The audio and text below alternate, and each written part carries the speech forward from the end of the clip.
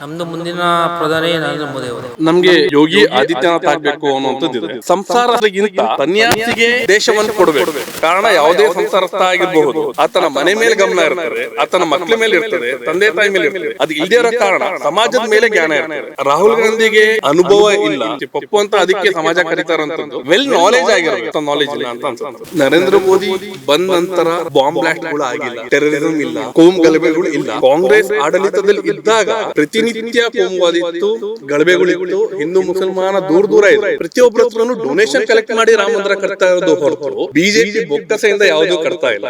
ರಾಜ್ಯಕ್ಕೆ ಬಂದಾಗ ಬಿಜೆಪಿ ಆಗಬಹುದು, ಕಾಂಗ್ರೆಸ್ ಆಗಬಹುದು. ರೇಟಿಂಗ್ಸ್ ಅಂತ ಕೇಳಿದ್ರೆ ಇಬ್ಬರಿಗೂ 0 ಅಂತಾನೆ ಹೇಳ್ತಾರೆ.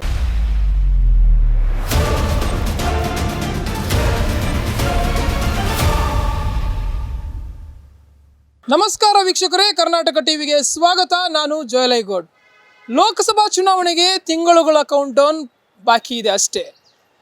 ಈಗಾಗಲೇ ಇನ್ನೇನು ಕೆಲವು ಪಕ್ಷಗಳು ಸಾಕಷ್ಟು ರಣತಂತ್ರಗಳನ್ನು ಕೂಡ ಹೆಣಿತಾ ಇದ್ದಾವೆ.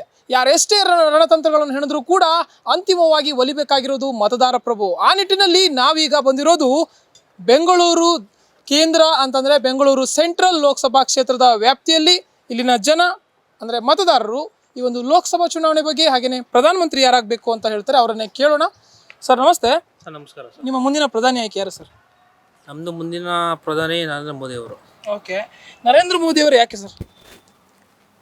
ಸರ್ ಯಾಕೆ ಅನ್ನೋದು ಯಾಕೆ ಆಗಬಾರ್ದು ಅಂತ.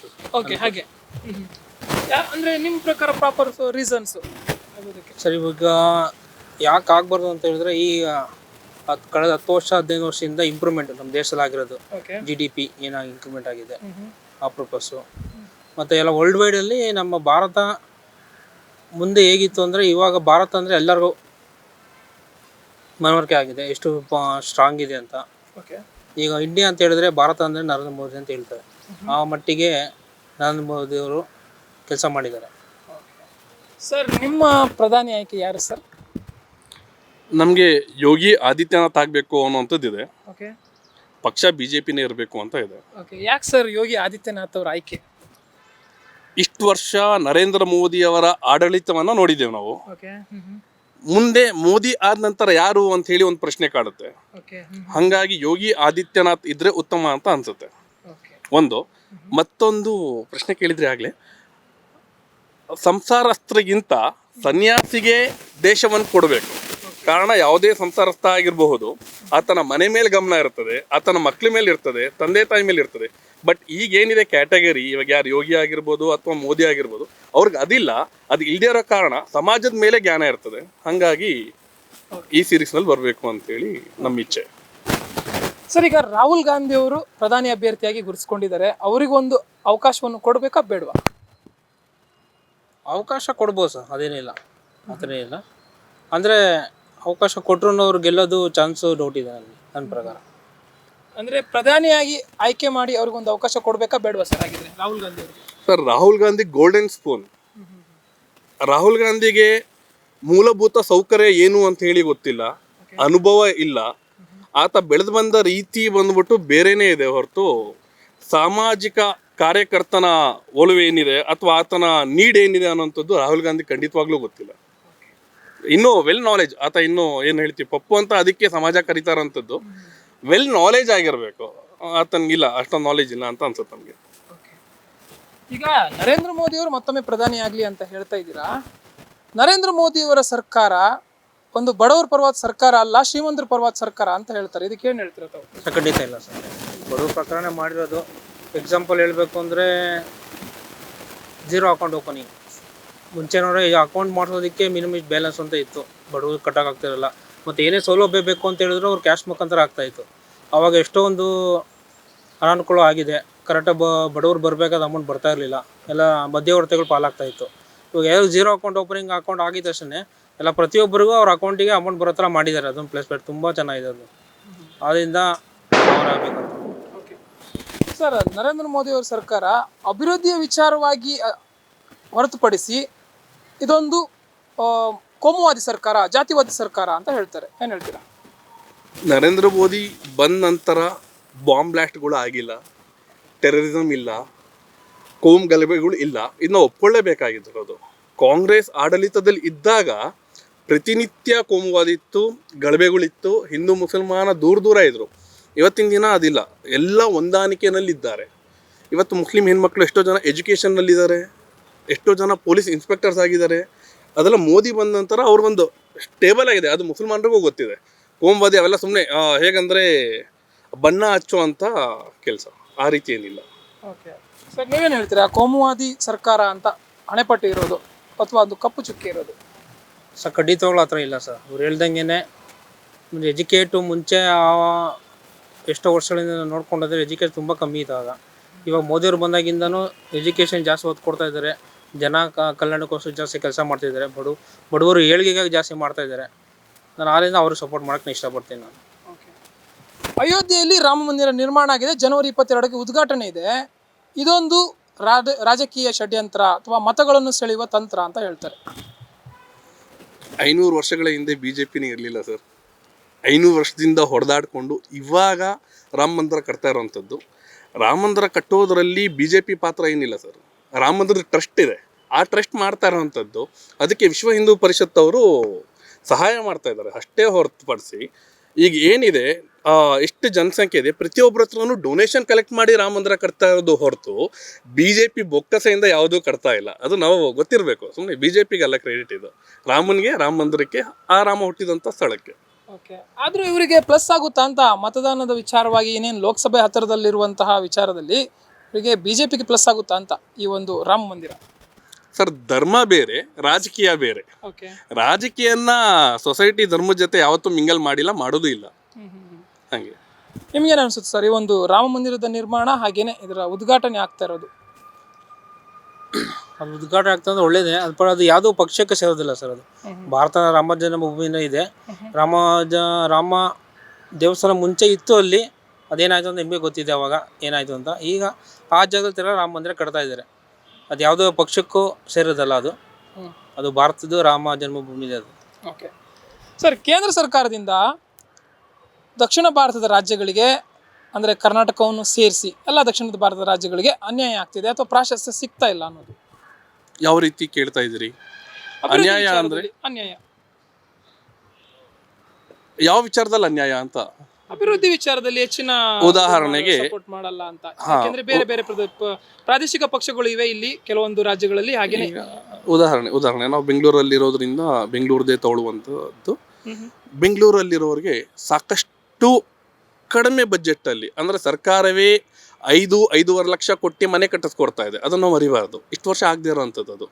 ಈ ರೀತಿ ತೊಗೊಂಡ್ವಿ ಅಂದರೆ ಸಾಕಷ್ಟು ಫೆಸಿಲಿಟೀಸ್ ಬರ್ತಾ ಇದೆ. ಅದನ್ನು ನಾನು ಹೇಳೋದು ನೆಗೆಟಿವ್ ಪಾಯಿಂಟ್ಸ್ ಕೆಲವೊಂದಿದೆ, ಅದು ಬೇರೆ. ಬಟ್ ಆಗ್ತಾ ಇಲ್ಲ ಅನ್ನೋಂಥದ್ದು ಸುಳ್ಳು. ಓಕೆ, ಎಸ್, ನೀವೇನು ಹೇಳ್ತೀರಾ? ದಕ್ಷಿಣ ಭಾರತಕ್ಕೆ ಒಂದು ಅನ್ಯಾಯ ಆಗ್ತಿದೆ ಅಥವಾ ಪ್ರಾಶಸ್ತ್ಯ ಸಿಗ್ತಾ ಇಲ್ಲ ಕೇಂದ್ರ ಸರ್ಕಾರದಿಂದ? ಹಾಗೇನಿಲ್ಲ ಸರ್, ಸಿಗ್ತಾ ಇದೆ. ಸಿಗೋನ ಕರೆಕ್ಟಾಗಿ ಉಪಯೋಗ ಮಾಡ್ಕೊತಾ ಇದ್ದಾರೆ ಈಗ ಅಷ್ಟೇ. ಅದ ಹೇಳೋದು ಇಷ್ಟಪಡ್ತೇನೆ ನಾನು. ಓಕೆ, ಈಗ ಮಲ್ಲಿಕಾರ್ಜುನ ಖರ್ಗೆ ಅವರ ಹೆಸರು ಕೂಡ ಕೇಳಿ ಬರ್ತಾ ಇದೆ ಈ ಒಂದು ಲೋಕಸಭಾ ಚುನಾವಣೆಯಲ್ಲಿ. ಆ ನಿಟ್ಟಿನಲ್ಲಿ ಮಲ್ಲಿಕಾರ್ಜುನ ಖರ್ಗೆ ಅವರ ಬಗ್ಗೆ ಅಭಿಪ್ರಾಯವೇನು?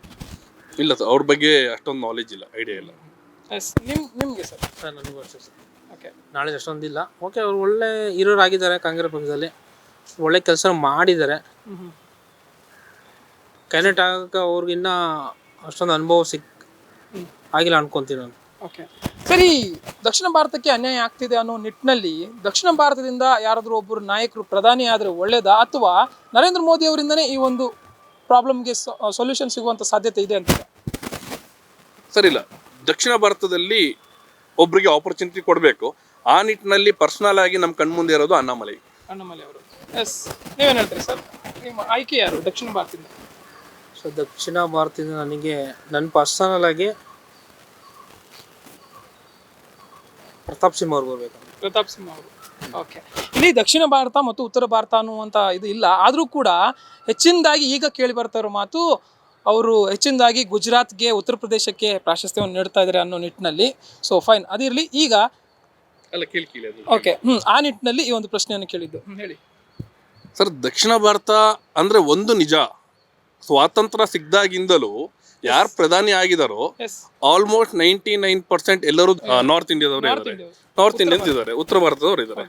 ಆ ನಿಟ್ಟಿನಲ್ಲಿ ಖಂಡಿತವಾಗ್ಲೂ ನಮಗೆ ಆಪರ್ಚುನಿಟಿ ಕೊಡಬೇಕು. ನಾವೇನು ದಕ್ಷಿಣ ಭಾರತದಲ್ಲಿದ್ದೀವಿ, ನಮ್ಮ ದಕ್ಷಿಣ ಭಾರತದಿಂದ ಯಾರನ್ನಾದ್ರೂ ಒಬ್ಬರನ್ನ ಎಲಿಮಿನೇಟ್ ಮಾಡಿ ನಾವೇನು ಅನ್ನೋಂಥದ್ದು ತೋರಿಸ್ಬೇಕಾಗಿದೆ. ಅದಿದೆ. ಹೌದು. ಸರಿ, ಈಗ ರಾಹುಲ್ ಗಾಂಧಿ ಅವರು ರಾಹುಲ್ ಗಾಂಧಿ ಅವರಿಗೆ ಒಂದು ರಾಜಕೀಯ ಅನುಭವ ಕಡಿಮೆ ಅಂತ ಅವ್ರು ಬೇಡ ಅಂತನೋ ಅಥವಾ ಬೇರೆಯವ್ರ ಆಯ್ಕೆನೇ ಬೇಡ ಅಂತಾನ ಈ ಸರಿ? ಅಂದ್ರೆ ಬೇರೆಯವ್ರ ಆಯ್ಕೆನೂ ಬೇಡ ಅಂತನ ನರೇಂದ್ರ ಮೋದಿ ಅವರ ಎದುರುಗಡೆ? ರಾಹುಲ್ ಗಾಂಧಿಗೆ ಅನುಭವ ಕಮ್ಮಿ ಅನ್ನೋದು ಒಂದೇ ವಿಚಾರ. ನೀವೇನು ಹೇಳ್ತೀರಾ ಸರ್ ರಾಹುಲ್ ಗಾಂಧಿ ಅವರಿಗೆ? ಅನುಭವ ಪ್ಲಸ್ ಅವ್ರು ಬಂದಿರೋ ವಾತಾವರಣ, ಜನರ ಕಷ್ಟಕ್ಕೆ ಅವರು ಸ್ಪಂದಿಸ್ತಾ ಇಲ್ಲ. ಅವ್ರ ಕಷ್ಟ ಏನು ಅಂತ ಅವ್ರಿಗೆ ಗೊತ್ತಿಲ್ಲ ನಮ್ಮ ಪ್ರಕಾರ. ಅದಕ್ಕಾಗಿ ಅವರು ಸೂಟಬಲ್ ಅಲ್ಲ ಅನ್ಸುವಂತೆ. ಓಕೆ, ಈಗ ರಾಜ್ಯ ಸರ್ಕಾರದ ವಿಚಾರಕ್ಕೆ ಬರೋದಾದ್ರೆ ಹೇಗಿದೆ ಅಂತೀರಾ ಕಾರ್ಯವೈಖರಿ? ಹಾಗೆ ಸಿದ್ದರಾಮಯ್ಯನವರು CM ಆಗಿ ಹೇಗೆ ಅಂತ? ರಾಜ್ಯಕ್ಕೆ ಬಂದಾಗ BJP ಆಗಬಹುದು, ಕಾಂಗ್ರೆಸ್ ಆಗಬಹುದು, ಇಬ್ಬರದು ನಮಗೆ ಸ್ಯಾಟಿಸ್ಫ್ಯಾಕ್ಷನ್ ಇಲ್ಲ ಕಂಪ್ಲೀಟ್ಲಿ. ರೇಟಿಂಗ್ಸ್ ಅಂತ ಕೇಳಿದ್ರೆ ಇಬ್ಬರಿಗೂ 0 ಅಂತಾನೆ ಹೇಳ್ಬೋದು. ಇಬ್ಬರದು ಸರಿ ಇಲ್ಲ ಅಂತ ಹೇಳ್ತೀನಿ. ಓಕೆ, ನೀವೇನು ಹೇಳ್ತೀರಾ ರಾಜ್ಯ ಸರ್ಕಾರದ ಕಾರ್ಯವೈಖರಿ ಹಾಗೆಯೇ CM ಸಿದ್ದರಾಮಯ್ಯ ಅವರ ಕಾರ್ಯವೈಖರಿ? ಅವರು ಮುಂಚೆ ಅಧಿಕಾರಿಗಳು ಮಾಡಿದ್ದಾರೆ. ಈಗ ಈ ವರ್ಷದಲ್ಲಿ ಕಂಪೇರ್ ಮಾಡಿದ್ರೆ 3-4 ವರ್ಷದಿಂದ ಕಾಂಗ್ರೆಸ್ಸು BJP ಅಷ್ಟು ಕರ್ನಾಟಕಕ್ಕೆ ಅಷ್ಟು ಇದು ಮಾಡ್ತಾ ಇಲ್ಲ. ನಮ್ಗೆ ಹೊಸ ಪಕ್ಷ ಬರಬೇಕು. ಹೊಸ ಪಕ್ಷ ಬಂದರೆ ತುಂಬ ಚೆನ್ನಾಗಿರುತ್ತೆ. ಯಂಗ್ಸ್ಟರ್ ಇದ್ರೆ ಪ್ರಾದೇಶಿಕ ಪಕ್ಷ ಆಗಲಿ ಅಂತನಾ? ಪ್ರಾದೇಶಿಕ ಪಕ್ಷ ಓಕೆ, ಯಾವ್ದಾರಾಗಲಿ ಸರ್. ನಮ್ಮದು ಇವಾಗಿರೋದು ಪ್ರಜಾಕೀಯ ಬಂದರೆ ತುಂಬ ಚೆನ್ನಾಗಿರುತ್ತೆ ಕರ್ನಾಟಕಕ್ಕೆ. ಪ್ರಜಾಕೀಯ ಅಂದ್ರೂ ಕೂಡ ಪ್ರಾದೇಶಿಕ ಪಕ್ಷ ಆಗುತ್ತೆ. ಫೈನ್ ಸರ್, ಈಗ ಲೋಕಸಭೆಗಾಗಿ BJP ಮತ್ತು JDS ರಾಜ್ಯದಲ್ಲಿ ಒಂದಾಗ್ತಾ ಇರೋದು ಸರ್, ನಾಯಕತ್ವ ಮೋಸ್ಟ್ ಇಂಪಾರ್ಟೆಂಟ್. ಇವ್ರ ಹೊಂದಾಣಿಕೆ ಯಾರೇ ಇರಬಹುದು, ಅದರ ನಾಯಕ ಯಾರು ಅನ್ನೋವಂಥದ್ದು ದೊಡ್ಡ ಪ್ರಶ್ನೆ ನಮಗಿದೆ. ಓಕೆ, ನೀವೇನು ಹೇಳ್ತೀರಾ BJP ಮತ್ತು JDS ಮೈತ್ರಿ ಬಗ್ಗೆ? ಇಲ್ಲ ಸರ್, ಅದಿದ್ರೆ ಹತ್ತಿರ ಜಗಳ ಏನಂತಾರೆ ಆ ಥರ ಆಗುತ್ತೆ. ನಮ್ಮ ಹೊಂದಾಣಿಕೆ ಸರಿ ಹೋಗೋದಿಲ್ಲ. ಮತ್ತು ಯಾವುದೇನು ಕಮೆಂಟ್ ಆಗಿ ಮಾಡಬಾರ್ದು. ಒಂದು ಸ್ವತಂತ್ರ ಪಕ್ಷವಾಗಿ ಬಂದರೆ ಚೆನ್ನಾಗಿರುತ್ತೆ. ಅಧಿಕಾರ ಅವ್ರ ಪವರ್ ಇರುತ್ತೆ. ಇವ್ರಿಗೆ ಎರಡಿಗೆ ಮಿಂಗಲಾಗಿ ಮಾಡಿದ್ರೆ ನಮಗೆ ಅಧಿಕಾರ ಬೇಕು, ನಿಮ್ಗೆ ಅಧಿಕಾರ ಬೇಕು ಅಂತ ಕಚ್ಚಾಡೋದೇ ಕಾಲ ಕಳೆದೋಗ್ತಾರೆ. ಇನ್ನು ಅಭಿವೃದ್ಧಿ ಕಡೆ ಗಮನನೇ ಹರಿಸೋದಿಲ್ಲ. ಅದಕ್ಕೋಸ್ಕರ ನನ್ನ ಪ್ರಕಾರ ಒಂದು ಸ್ವತಂತ್ರ ಪಕ್ಷ ಬರಬೇಕು. ಸ್ವತಂತ್ರ ಪಕ್ಷ ಬರಬೇಕು ಅಂತ. ಓಕೆ, ಈಗ ಒಟ್ಟಾರೆಯಾಗಿ ಗಮನಿಸೋದಾದರೆ ರಾಜ್ಯ ಸರ್ಕಾರ ಮತ್ತು ಕೇಂದ್ರ ಸರ್ಕಾರ ಜನಪರವಾಗಿ ಯಾವೆಲ್ಲ ಅಭಿವೃದ್ಧಿ ಕೆಲಸಗಳನ್ನು ಮಾಡಬೇಕು? ಜನಪರವಾಗಿ ಮೂಲಭೂತ ಸೌಕರ್ಯ ಏನಿದೆ ಆ ನಿಟ್ಟಿನಲ್ಲಿ ಇನ್ನೊಂದಷ್ಟು ಫೆಸಿಲಿಟೀಸ್ ಆಗಬೇಕಾಗಿದೆ. ಈಗ ಬರ್ತಾ ಇರುವಂಥ ರೇಷನ್ ಅಕ್ಕಿ ಆ ಕ್ವಾಲಿಟಿ ಆಗಬಹುದು. ಇವತ್ತಿನ ಪೊಲೀಸ್ ವ್ಯವಸ್ಥೆ ಏನಿದೆ ಅದು ಇನ್ನೊಂದು ಸ್ವಲ್ಪ ಚೆನ್ನಾಗಿ ಆಗಬೇಕಾಗಿರುವಂಥದ್ದು ಆಗಬಹುದು. ಮತ್ತು ಕಾನೂನಲ್ಲಿ ಸ್ವಲ್ಪ ತಿರುವುಗಳು, ಇದೇನು ಲಾ ಇದೆಯಲ್ಲ, ಲಾನಲ್ಲಿ ಒಂದಷ್ಟು ತಿರುವು, ಎಜುಕೇಷನಲ್ಲಿ ಒಂದಷ್ಟು ತಿರುವು, ಈ ಥರ ಸಾಕಷ್ಟಿದೆ. ಓಕೆ, ನೀವೇನು ಹೇಳ್ತೀರಾ ಯಾವ ರೀತಿ ಡೆವಲಪ್ಮೆಂಟ್ ಕೆಲಸಗಳನ್ನು ಮಾಡಬೇಕು ಕೇಂದ್ರ ಸರ್ಕಾರ ಮತ್ತು ರಾಜ್ಯ ಸರ್ಕಾರ ಎರಡು? ಡೆವಲಪ್ಮೆಂಟ್ ಅದು ಆಗ್ತಾ ಇದೆ ಸರ್. ಅನುದಾನಗಳ ಬಿಡುಗಡೆ ಆಗಿದೆ. ಮತ್ತು ಹೇಗೆ ಇಷ್ಟೊಂದು ಡಿಲೇ ಆಗ್ತಿದೆ ಗೊತ್ತಾಗ್ತಿಲ್ಲ. ಎರಡು ಕಡೆಯಿಂದ ಬಂದಿದೆ. ಏನಕ್ಕೆ ಆಗಬೇಕಾಯ್ತು? ನನ್ನ ಪ್ರಕಾರ ಇಷ್ಟೊತ್ತಿಗೆ ಡೆವಲಪ್ಮೆಂಟ್ ಸ್ಮಾರ್ಟ್ ಸಿಟಿ ಅಂತ ಹೇಳಿದ್ರೆ 90% ಕಂಪ್ಲೀಟ್ ಆಗಬೇಕಾಯ್ತು. ನಾನು ನೋಡಿ 20%ಅಲ್ಲೇ ಇದೆ. ಇನ್ನು 20% ಕಂಪ್ಲೀಟ್ ಆಗಿದೆನೋ ಗೊತ್ತಿಲ್ಲ. ಇನ್ನು ಬಂದಿರೋ ದುಡ್ಡು ಎಲ್ಲಿ ಹೋಗ್ತಾ ಇದೆ, ಏನಾಗ್ತಾ ಇದೆ, ಯಾರ ಕಡೆ ಹೋಗ್ತಾ ಇದೆ, ಅದು ಪ್ರಾಬ್ಲಮ್ ಆಗಿದೆ. ಬಂದಿರೋ ದುಡ್ಡನ್ನ ಕರೆಕ್ಟಾಗಿ ಸದುಪಯೋಗ ಮಾಡ್ಕೊತಾ ಇಲ್ಲ. ಓಕೆ, ಮೇಜರ್ ಆಗಿ ನಾವು ಅವತ್ತಿಂದ ನೋಡ್ಕೊಂಬಂತಾ ಇರೋವಂಥದ್ದು ಬಂದ್ಬಿಟ್ಟು ಎಜುಕೇಷನ್ ಸಿಸ್ಟಮ್ ಚೇಂಜ್ ಆಗಲೇಬೇಕು. ಸರ್ಕಾರ ಸಾಕಷ್ಟು ಬದಲಾವಣೆ ಆಗ್ತಾ ಇದೆ. ಎಜುಕೇಷನ್ ಸಿಸ್ಟಮಲ್ಲಿ ಯಾವುದೂ ಚೇಂಜಸ್ ಇಲ್ಲ. ಅದಕ್ಕಿಂತ ವರ್ಸ್ಟ್ ಅಂತ ಹೇಳಿದ್ವಿ ಅಂದರೆ ಹಾಸ್ಪಿಟಲೈಸೇಷನ್. ಟಿಪಿಕಲ್ ಎಷ್ಟೋ ಸರ್ಕಾರ ಬಂದರು ನಾವು ಅನ್ಕೋತೀವಿ BJP ಬಂದರೆ ಸರಿ ಹೋಗುತ್ತೆ. ಖಂಡಿತವಾಗ್ಲೂ ಇಲ್ಲ. ಕೋವಿಡಲ್ಲಿ ನೋಡಿದ್ದೀವಿ, ನಾವು ದಿನನಿತ್ಯ ನೋಡ್ತಾ ಇದ್ವಿ. ಕಾಂಗ್ರೆಸ್ ಬಂದರೆ ಏನೋ ಮಾಡ್ತಾರೆ, ಖಂಡಿತವಾಗ್ಲೂ ಇಲ್ಲ. ಇದನ್ನು ಯಾರೂ ಕೂಡ ಮಾಡ್ತಾ ಇಲ್ಲ. ಈ ನಿಟ್ಟಿನಲ್ಲಿ ಸರ್ಕಾರ, ಕೇಂದ್ರ ಸರ್ಕಾರ ಆಗಬಹುದು, ರಾಜ್ಯ ಸರ್ಕಾರ ಆಗಬಹುದು, ತುಂಬ ದೊಡ್ಡ ನಿಟ್ಟಿನಲ್ಲಿ ಕೆಲಸ ಮಾಡಬೇಕಾಗಿದೆ. ಓಕೆ ಸರ್, ಈಗ ಉಚಿತ ಯೋಜನೆಗಳು ಏನು ಜಾರಿಗೊಳಿಸಿದೆ ರಾಜ್ಯ ಸರ್ಕಾರ, ಇದರಿಂದ ಅನುಕೂಲ ಇದೆ ಅಂತೀರಾ ಅಥವಾ ಅನಾನುಕೂಲತೆ ಇದೆಯಾ? ಏನು ಕತೆ? ಖಂಡಿತವಾಗ್ಲೂ ಅನುಕೂಲ ಇಲ್ಲ. ಕೆಲವೊಂದು ನಾ ಹೇಳೋವಂಥದ್ದು, ಈಗೇನು ಫ್ರೀ ಬಸ್ ಅದರ ಅವಶ್ಯಕತೆ ಇರಲಿಲ್ಲ. ಅದರಿಂದ ಸಾಕಷ್ಟು ಸ್ಟೂಡೆಂಟ್ಸ್ಗಳು ಕಷ್ಟ ಆಗ್ತಿದೆ, ಕೆಲಸಕ್ಕೆ ಹೋಗೋರು ಕಷ್ಟ ಆಗ್ತಾ ಇದೆ. ದೇವಸ್ಥಾನ, ಮಠ ಮಂದಿರ ಎಲ್ಲ ಕಡೆನೂ ಜನಗೊಂಗುಲಿ ಶುರು ಆಗಿದೆ. ಅಂದರೆ ಮನೆಯ ವಾತಾವರಣ ಅಸ್ತವ್ಯಸ್ತ ಆಗಿದೆ. ಈ ನಿಟ್ಟಿನಲ್ಲಿ ಫ್ರೀ ಬಸ್ ಅದು ನಮಗೆ ಅಸಮಾಧಾನ ಇದೆ. ಓಕೆ, ಈ ಒಂದು ಯೋಜನೆಗಳು, ಉಚಿತ ಯೋಜನೆಗಳು ತಲುಪ್ತಾ ಇದೆಯಾ ನಿಮ್ಮ ಪ್ರಕಾರ? ತಲುಪ್ತಾ ಇದೆ ಅಂತ ಜನಕ್ಕೆ ತಲುಪಿದೆ, ಅದು ಜಾಸ್ತಿ ಅನಾನುಕೂಲ ಆಗಿದೆ ಸರ್. ತಲುಪಿದ್ರು ಕೂಡ ಅನುಕೂಲತೆ ಇಲ್ಲ, ಅನಾನುಕೂಲ ಜಾಸ್ತಿ ಆಗಿದೆ. ಸರ್ ನೀವೇನು ಹೇಳ್ತೀರಾ? ಅಂದ್ರೆ ತಲುಪ್ತಾ ಇದೆ ಅಂತ? ತಲುಪ್ತಾ ಇದೆ. ನಮ್ಮ ಪ್ರಕಾರ ಸಾಕಷ್ಟು ನಾವು ಕೇಳಿದ್ರಲ್ಲಿ ಏನು ಆಗಿದೆಯೋ ಅದು ತಲುಪ್ತಾ ಇದೆ. ಈಗ ಮೊನ್ನೆ ನೋಡಿದ್ರು, ಕರೆಂಟ್ ಫ್ರೀ ಅಂತ ಹೇಳಿದರು, ತೊಂದರೆ ಇಲ್ಲ, ಒಳ್ಳೇದೆ. ಬಟ್ ಈಗ ಪರ್ ಆ್ಯನಮ್ ಇಷ್ಟು ಅಂತ ಹೇಳಿ ಚಾರ್ಜಸ್ ಹಾಕಿದ್ದಾರೆ. ಅದೇನಕ್ಕೆ ಹಾಕಿದ್ದಾರೆ ಮತ್ತೆ ಈ ವಿಚಾರ ಮೊದಲೇ ಇನ್ಫಾರ್ಮ್ ಮಾಡಿಲ್ಲ ಯಾರೂ. ಸಡನ್ ಆಗಿ ಹೇಳ್ತಾರಂಥದ್ದು. ಸಡನ್ ಆಗಿ ಹೌದು, ಸಡನ್ ಆಗಿ ಇದ್ದಕ್ಕಿದ್ದಂಗೆ ಕರೆಂಟ್ ಬಿಲ್ ಜಾಸ್ತಿ ಮಾಡೋದು. ಮತ್ತೆ ಸರಿ ಇವಾಗ 200 ಯೂನಿಟ್ಸ್ ಫ್ರೀ ಅಂತ ಹೇಳಿದ್ರು, ಅದು ಓಕೆ. ಮತ್ತೆ ತಿರ್ಗಾ ಪರ್ ಆ್ಯನಮ್ ಇಷ್ಟು ಅಂತ ಹೇಳಿ ಫೀಸ್ ಆಗ್ತಾ ಇದ್ದಾರೆ. ಅದೇನಕ್ಕೆ ಮಾಡಿದ್ದಾರೆ ಅಂತ ಹೇಳಿ ಯಾರು ಕೂಡ ಅದಕ್ಕೆ ವಿವರಣೆ ಕೊಟ್ಟಿಲ್ಲ. ಓಕೆ ಸರಿ, ಈ ಒಂದು ಯೋಜನೆಗಳಿಂದ, ಉಚಿತ ಯೋಜನೆಗಳಿಂದ ಅಭಿವೃದ್ಧಿ ಕೆಲಸಗಳಿಗೆ ಹಿನ್ನಡೆ ಆಗ್ತಿದ್ಯಾ? ಖಂಡಿತವಾಗ್ಲೂ ಆಗುತ್ತೆ. ಅಭಿವೃದ್ಧಿ ಮಾಡಕ್ ಆಗಲ್ಲ. ಉಚಿತ ಕೊಡೋದ್ರಿಂದ ಸೊಸೈಟಿನ ಡೆವಲಪ್ ಮಾಡಕ್ ಆಗಲ್ಲ. ಖಂಡಿತ ಆಗಲ್ಲ ಸರ್. ಇದು ಬರಹ ಅವ್ರ ದುಡ್ಡೆಲ್ಲ ಖಾಲಿನೇ ಆಗ್ಬಿಟ್ಟಿದೆ, ಖಜಾನೆನೇ ಇಲ್ಲ ಈ ಖಾಲಿ. ಅವರ ಮನೆ ಮುಖ್ಯಮಂತ್ರಿಗಳು ಹೇಳಿದ್ದಾರೆ ಕೊಡೋಕೆ ದುಡ್ಡೆಲ್ಲಿದೆ ನಮ್ಮ ಹತ್ರ ಅಂತ. ಇನ್ಯಾರು ಕೇಳೋದು? ಸರಿ ಸರ್, ಈಗ ಇವೆಲ್ಲವನ್ನು ಗಮನಿಸಿದ ನಂತರ ಒಬ್ಬ ಯುವ ಮತದಾರ ಅಥವಾ ಯಾರೇ ಆಗಿರಬಹುದು ಒಳ್ಳೆ ರೀತಿಯಲ್ಲಿ ಯಾವ ರೀತಿ ಮತದಾನ ಮಾಡಬೇಕು ಅಂತ ಹೇಳ್ತಾರೆ, ಉತ್ತಮ ರೀತಿಯಲ್ಲಿ? ಕೇಂದ್ರ ಸರ್ಕಾರ ಅಂತ ತಗೊಂಡಾಗ ಕೇಂದ್ರದಲ್ಲಿ ಯಾವ ಪಕ್ಷ ಇರಬೇಕೋ ಅದರ ಯೋಜನೆ ಅಡಿಯಲ್ಲಿ ಮತ ಮಾಡಬೇಕಾಗುತ್ತೆ. ಲೋಕಲಿ ನೋಡಬೇಕು ಅಂದರೆ ಅದೇ ರೀತಿ ಲೀಡರ್ಸ್ ಯಾರು, ಅವ್ರ ಕೇಪಬಲ್ ಏನು, ಅವತ್ತ ಏನು ಮಾಡಬಹುದು ಅನ್ನೋದನ್ನ ನೋಡಿ ಮತ ಮಾಡಬೇಕಾಗುತ್ತೆ. ಮತದಾನದ ವಿಚಾರದಲ್ಲಿ ಏನು ಹೇಳ್ತಾರೆ? ದೇಶದ ಅಭಿವೃದ್ಧಿಗೆ ಎಲ್ಲರೂ ಮತದಾನ ಮಾಡಲೇಬೇಕು. ಖಂಡಿತ ಎಲ್ಲರೂ ಮಾಡಿ. ಯಾವ ಪಕ್ಷ ಅಂತ ಬಿಟ್ಟು ಪಕ್ಷ ಕ್ಯಾಂಡಿಡೇಟು ಅಭ್ಯರ್ಥಿ ನೋಡಿ ಖಂಡಿತ ಹಾಕ್ಲೇಬೇಕು. ಓಕೆ, ಪಕ್ಷವನ್ನು ಮರೆತು ಅಭ್ಯರ್ಥಿ ಅಂತ. ಓಕೆ ಸರ್, ಇಲ್ಲಿನ ನಿಮ್ಮ ಒಂದು ಕ್ಷೇತ್ರವನ್ನು ತೆಗೆದುಕೊಳ್ಳೋದಾದ್ರೆ, ಬೆಂಗಳೂರು ಕೇಂದ್ರ ಭಾಗವನ್ನು ತೆಗೆದುಕೊಳ್ಳೋದಾದ್ರೆ ಲೋಕಸಭೆದು, ಓಕೆ, ಇಲ್ಲಿನ ಕೇಂದ್ರ ಭಾಗದ ಒಂದು ತೆಗೆದುಕೊಳ್ಳೋದಾದ್ರೆ PC ಮೋಹನ್ ಅವರು ಈಗಾಗಲೇ ಇದ್ದಾರೆ. ಸೊ ನಿಮ್ಮ ಪ್ರಕಾರ ಅವರೇ ಕಂಟಿನ್ಯೂ ಆಗಬೇಕಾ ಅಥವಾ ಬೇರೆ ಯಾರಾದ್ರೂ ಆಗಬೇಕಾ? PM MP ಸರ್, ಪರ್ಸನಲಿ ಕೇಳೋದಾಗಿದ್ರೆ ಒಂದು ವ್ಯಕ್ತಿಗೆ ಒಂದೇ ಸತಿ ಅವಕಾಶ ಕೊಡಬೇಕು. ಯಾವುದೇ ಪಕ್ಷ ಆಗಿರಲಿ, ಒಂದು ವ್ಯಕ್ತಿಗೆ ಒಂದೇ ಸತಿ ಅವಕಾಶ ಕೊಡಬೇಕು. ಸೊ ನೀವೇನು ಹೇಳ್ತೀರಾ ಸರ್? ಚೇಂಜಸ್ ಆಗಬೇಕಾ ಅಥವಾ ಅವರೇ ಕಂಟಿನ್ಯೂ ಆಗಬೇಕಾ? ಚೇಂಜಸ್ ಆಗಬೇಕು ಸರ್. ಅವರು ಕಾರ್ಯಬೇಕರು ನೋಡಿಕೊಂಡು ಚೇಂಜ್ ಮಾಡಲೇಬೇಕು. ಕೆಲಸ ಮಾಡಿದ್ರೆ ಕಂಟಿನ್ಯೂ ಆಗ್ತಾರೆ, ಕೆಲಸ ಮಾಡಿದ್ರೆ ನೆಕ್ಸ್ಟ್ ಅಭ್ಯರ್ಥಿ ಮಾಡಲೇಬೇಕು ಅವರು. Okay, thank you. Okay yes ವೀಕ್ಷಕರೇ, ಇದಾಗಿತ್ತು ಇಲ್ಲಿನ ಜನರ ಮಾತು ಲೋಕಸಭಾ ಚುನಾವಣೆ ಬಗ್ಗೆ, ಹಾಗೇನೆ ಯಾರಾಗಬೇಕು ಮುಂದಿನ ಪ್ರಧಾನಿ ಅನ್ನೋದ್ರ ಬಗ್ಗೆ. ಕ್ಯಾಮರಾ ಪರ್ಸನ್ ಸಂದೀಪ್ ಜೊತೆ ಜೋಯಲ್ ಐಗೋಡ್, ಕರ್ನಾಟಕ ಟಿವಿ, ಬೆಂಗಳೂರು.